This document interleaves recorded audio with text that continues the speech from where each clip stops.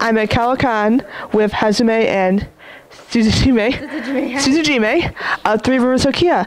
So Hazume, can you start with telling us a bit about what Three Rivers Okiya does?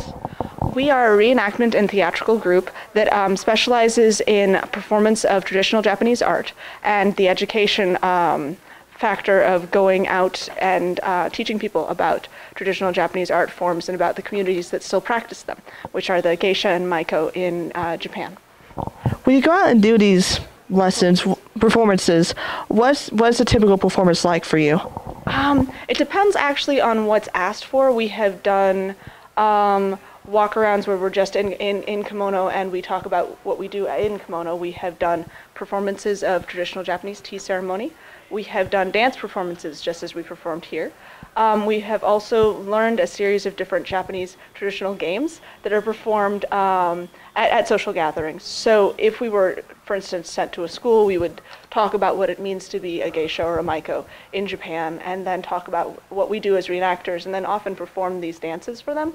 But if we were at a party, for instance, at a restaurant for a social evening, what we do is probably play more games and spend more time joking and laughing and talking with the customers about some of what we do, but also about what it means to be Hazume and Tsujime, who aren't real people necessarily, but as characters we can step into the mindset a little bit of what it would be like to be a real maiko and geisha. We are just reenactors, so we haven't actually been certified, but it is fun to try and live and respect that culture and share what we know about it with people here. So that's the point. And what is about the Japanese culture specifically that attracted you to it to become a reenactor? For me, I've always been interested in art for art's sake, where it is a sacrifice on the part of the person who is an artist to make this commitment that is complete and utter and takes up their whole lives, to where, in a sense, they're willing to sacrifice that life in order to preserve that art form. And it is a sacrifice, particularly for a modern woman to do it, because they aren't sold into it. They have to choose at some point to give up all of the things that are familiar to them, the family, the cars, the technology, the ability to cut their hair when they want to, the ability to go out and visit friends when they want to, give up all of those things and instead have 14 to 16-hour days in lessons, plus another 4 or 5 hours worth of parties that they would have to go to every single day for years, sometimes decades, for a working geisha. So they would literally still have lessons for that entire time, and then they would have the parties in the evenings. So it would literally be a 20-hour day for years. And that's a dedication to art that is phenomenal, and fewer people are actually deciding to become geisha and maiko in Japan. So to preserve that art form, even in a tiny way, is something that means a great deal to me personally. And I feel like even if I am just a pale imitation of the real thing, if I can teach people and excite them about the possibility of truly going and seeing the real ones, that there is this opportunity to see a dying form of art that is still so vibrant and alive and beautiful and important to these people, that if I can get even just 1 or 2 people to go and visit them, I've done my job, because that's my goal. That is what I'm in for. So, not so much about me. And so you found a pretty willing audience in the St. Louis area for your work. Yes and no. There's a lot of people that view it as sort of like vaudeville or something that should be more funny and less serious. And yes, there's the fear that it is cosplay and like clowns, something that is not taken as a serious, dedicated art, particularly because all of us, as is quite clear to the camera, are not actually Asians. We are none of us actually Japanese. So there's I guess you'd call it a stigma to being a Westerner dressing like this, because we can't be real. Therefore, we must be costumes, and we must be fakes. And therefore, if you're a faiko as opposed to a geisha, you're not treated with the same respect. So yes, we have had wonderful opportunities, and we have had a great deal of support, and a wonderful opportunity is still on the horizon to try and make this a permanent feature of St. Louis, where we can continue to perform. But we're not sure yet, so I don't want to talk about it on film yet. But Fair enough. yes, for now it is a secret.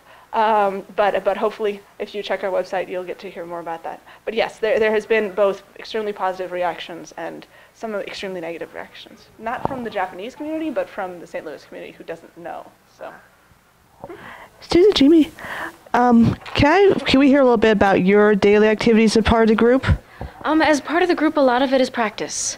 Everything ranging from dance practice, where you learn to twirl the fans and how to kick the skirts around, to how to do the makeup, because it's very, very rarely that somebody else can do mine for me. I have to be able to take care of my makeup and my face, and that's a skill in and of itself. And so you practice that. Tea ceremony, learning the games. As One-san said, none of us are Japanese, so we have to practice the language. We have to learn the language. The songs are all in Japanese. The bits and pieces all have Japanese names. So we have to practice the language. The etiquette. There is so much that is Japanese. The way you stand, the way you hold your hands, the way you interact with somebody is very different than I would do as my ordinary self. But as Tsujime, I am bound by a very strict etiquette, a very strict way that I would perform, such as I did not speak while my One-san was speaking. It wasn't until you asked me a specific question that I am allowed to step up and speak, because I'm but a junior member of the group. It's not my place. But that's a completely different mindset, and all of that takes practice. Do you find it difficult to be in this new culture? At times, yes, it is. I am a very outspoken person, ordinarily, and so to step into the shoes of something that is much more refined, much more restrained, but in a more positive way, a much more refined would be a better term. It just takes practice. And do you have any advice for young ladies who might be interested in entering this field? Talk to us. Please give us a call. But no, in all seriousness, it's a lot more fun when you have somebody else to be with, somebody else to talk to that shares that passion. Yes.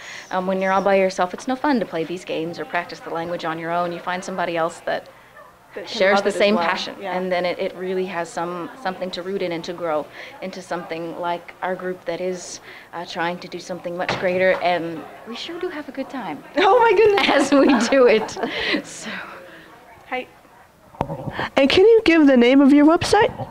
It is www.threeriversokiya.com. That is THREERIVERSOKIYA.com. We also have .net, so you can look it up in two places.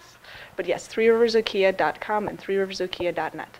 Thank you. Fantastic. And thank you for talking to us. Thank you. Arigatou. Arigato. Hi. Have a wonderful time. You too. Thank you so much. Lovely to meet you.